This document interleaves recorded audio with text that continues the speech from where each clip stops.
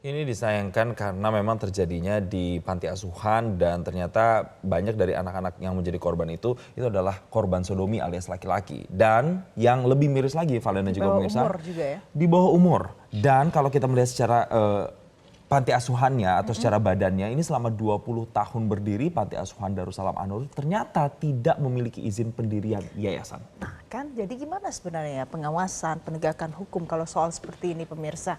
Ini untuk menindaklanjuti hal ini, Kementerian Sosial itu akan melakukan kajian supaya kasus pencabulan ini tidak terulang lagi nantinya.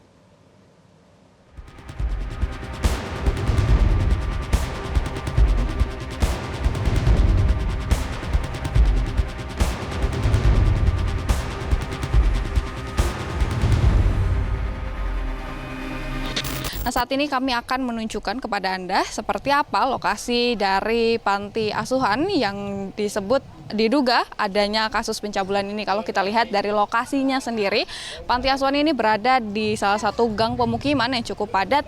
Jadi baik di depan, kemudian kanan dan juga kirinya ini menempel langsung dengan rumah-rumah warga. Nah, saat ini bisa dilihat panti asuhan ini sudah ditutup oleh garis polisi dan dari tadi kami lihat ini sudah tidak ada sama sekali aktivitas yang dilakukan di panti asuhan ini. Tadi disampaikan oleh beberapa masyarakat bahwa memang biasanya di panti asuhan ini sering sekali tertutup, tapi sering juga dilakukan beberapa aktivitas-aktivitas keagamaan seperti pengajian dan lain sebagainya. Dari Tangerang, Banten, Fadila Syarafina, Maulana Redwan, Metro TV. Kementerian Sosial meninjau panti asuhan Darussalam An-Nur Kunciran Indah, Pinang, Kota Tangerang, Banten yang bermasalah lantaran adanya dugaan kekerasan seksual yang dilakukan pemilik yayasan dan pengajar.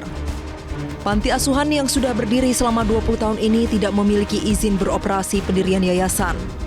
Menteri Sosial Saifullah Yusuf menegaskan, Yayasan Darussalam An-Nur tidak terdaftar sebagai panti asuhan atau Lembaga Kesejahteraan Sosial Anak LKSA di Kemensos.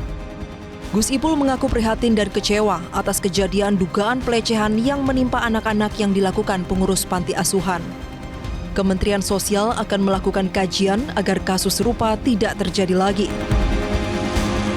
Kita tidak hanya prihatin ini, tapi juga merasa kecewa bahwa anak-anak kita yang semestinya akan menjadi bagian dari masa depan kita dirusak dengan cara-cara yang tentu ini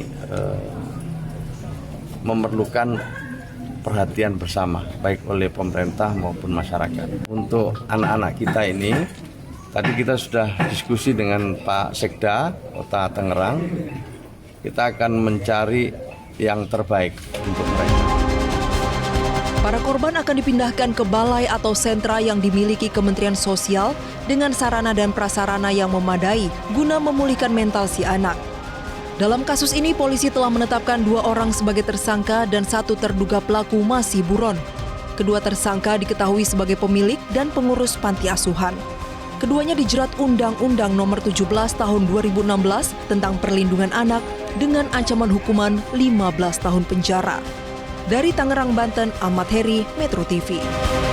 Jelajahi cara baru mendapatkan informasi. Download Metro TV Extend sekarang.